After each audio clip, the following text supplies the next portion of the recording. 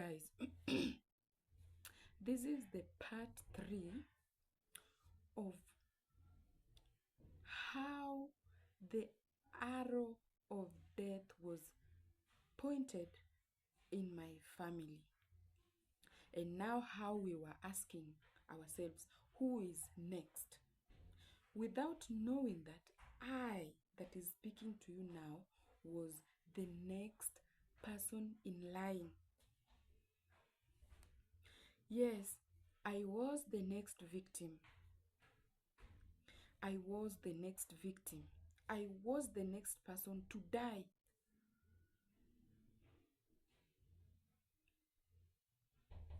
Because now,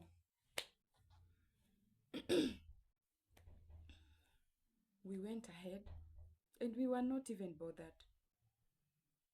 Things were just happening. No one even was bothered to maybe to look for a man of God and do some deliverance and maybe ask some questions on what is happening. No. The devil came and closed our eyes such that we would not think, we will not see.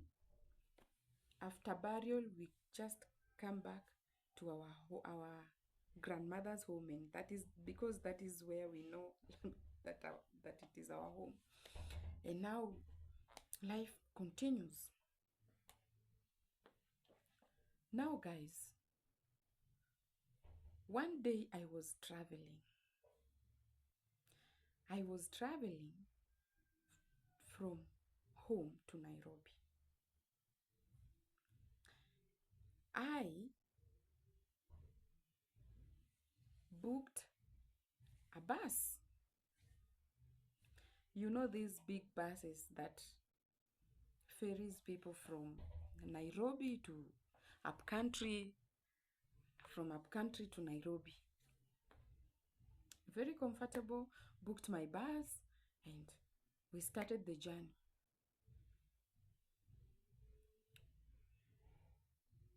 I was involved in an accident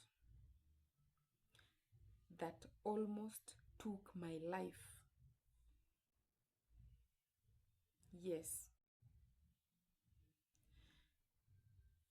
I was involved in an accident that almost took my life.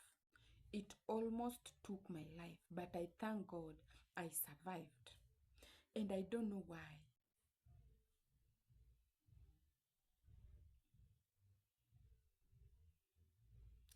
Because I remember when I started the journey, something told me, I heard a voice telling me that you are going to be involved in an accident. And it kept on coming and coming, and I ignored. I thought that it was just my thoughts. I didn't know that it was God who was giving me a warning not to embark on that journey. Maybe to plan it the following day or another time. But I insisted. Little did I know that that arrow of death was still hovering, and it really wanted to kill someone.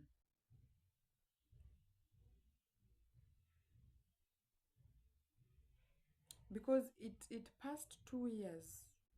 I think 1 or 2 years without burying, without someone dying. And now I was the next person to die. But God rescued my life.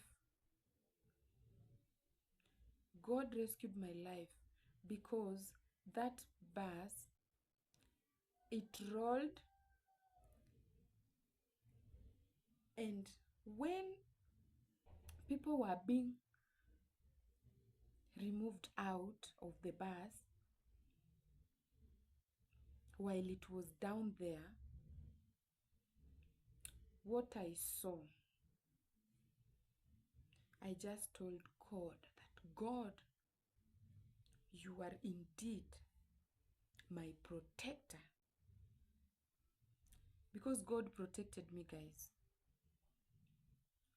I saw people getting out of that bus without this arm. The arms were chopped off. This head, as you see it like this, it is a ball. It was cut off like this, and this thing now, it is not there. This face, it is not there. This face, it is just something that is there, but it can be removed. I saw a face removed like this.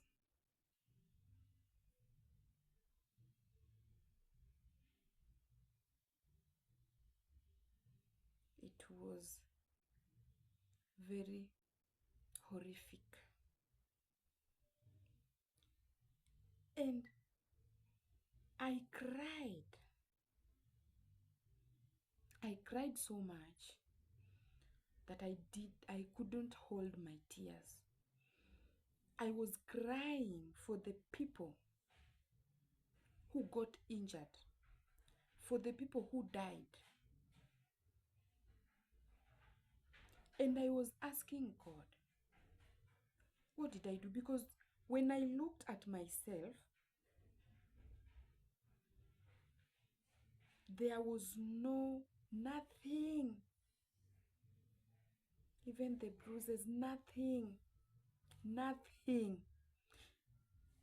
I came out safe and sound, not even a scratch.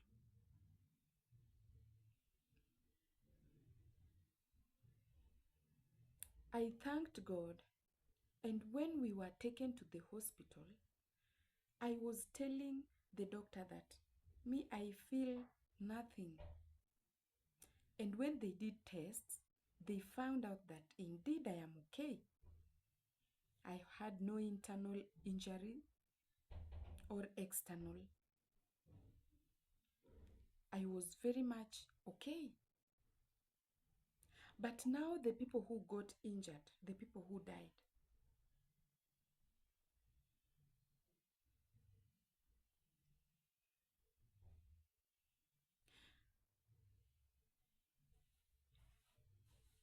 it was so bad, guys.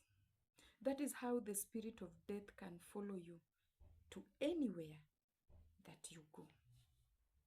It can follow you. I know I normally come here, guys, to give you hope, to tell you people that we are going abroad, we are traveling, because that is our aim. And remember that even if you travel to wherever that we want to go, if there is such things in your families, my friend, you will not have peace. You have to deal with them now. When I called my husband and I told him that I have been involved in an accident, he told me, what? Again, you? The reason why he said you, also, he was also involved in a road accident.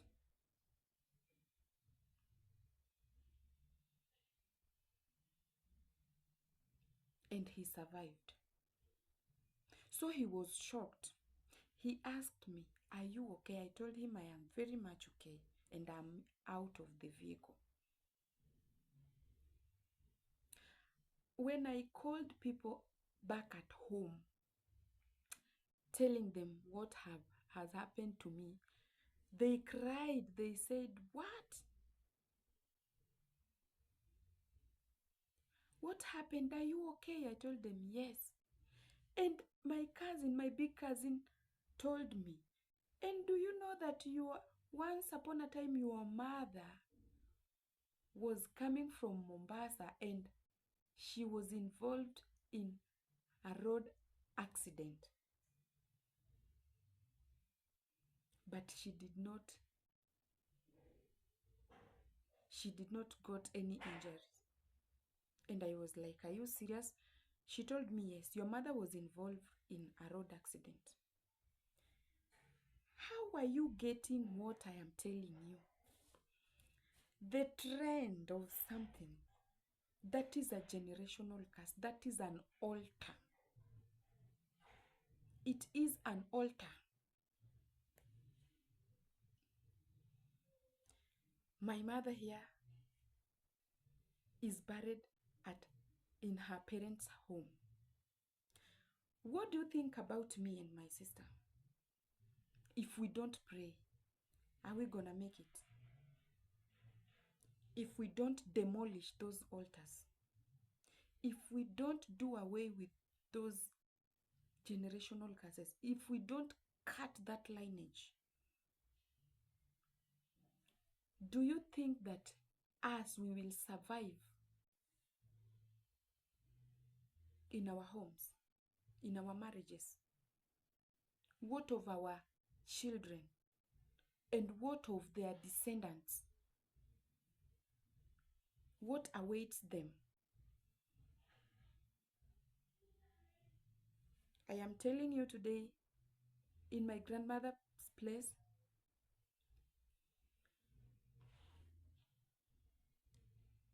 it's either you marry, your husband dies, and you die too. Or you get married, you divorce, or you don't get married. It is something that is going on even today that I'm speaking to you. And if you insist living in that marriage, you will never know peace. And your husband will die for you to be called a widow.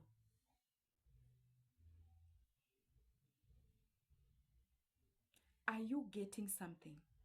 Are you learning something?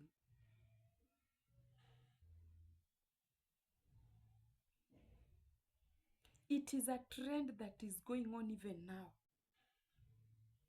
And others are just comfortable. No one is even praying about it, even if they are praying about it. Oh, my marriage failed. Hey, I am now back at my father's house or my grandmother's house. And the grandmother is also dead. She died in 2022. And now the home is deserted. But there are some people who still lives there. Like my sister still lives there with her children, who are also grown up. Guys, if you don't take this serious, I want you to call yourself, sit yourself down, ask yourself, this thing that is happening to my life, do I know its origin? And if I don't know, do I have a clue? And how am I going to solve it? Because if it is not God, I would not be alive now. I would have been dead by 8 years ago.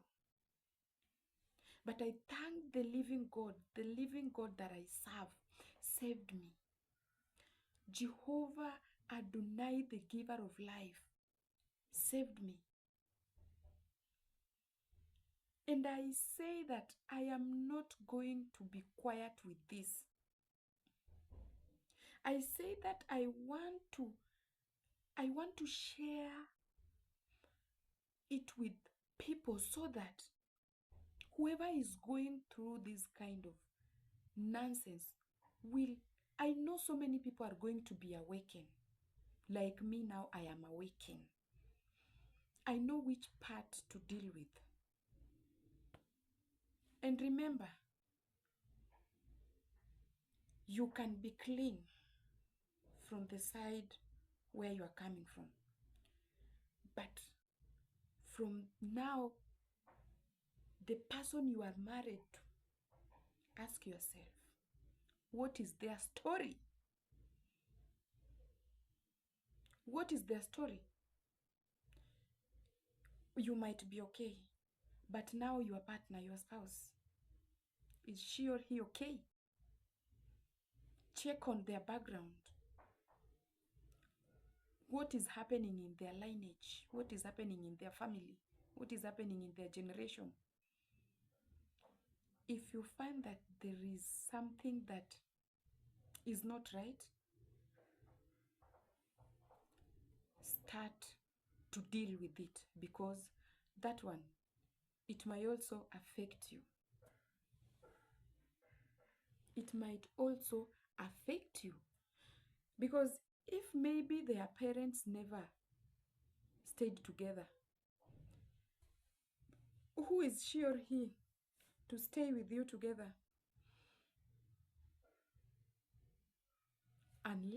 Unless she do away with those altars and curses. Yes. And because if you believe in Jesus Christ, Adonai will never leave you. Me, I have seen God in my life. I have seen God in my life. I have seen Jehovah Adonai in my life doing wonderful things. Me that was cursed, I was told that I will never have peace. I will never marry. I will never have a place of my own. I will never. But now I am here to testify the goodness of the Lord. He says that we will not die, we will live to testify the goodness of the Lord in the land of living, not in the land of the dead. Refuse to die. Refuse to suffer. Refuse to be called poor. Refuse anything negative. And God will be with you. Guys, I will be coming with a part 4 of my story until now. God bless you. Subscribe to my channel for more videos to learn. And for you who is planning to relocate, I pray for you that may God open the doors for you. I know one day we will meet the other side. And remember, guys, we are only remained with 2 months, March and April, to our big announcement. God bless you guys. See you later in another video.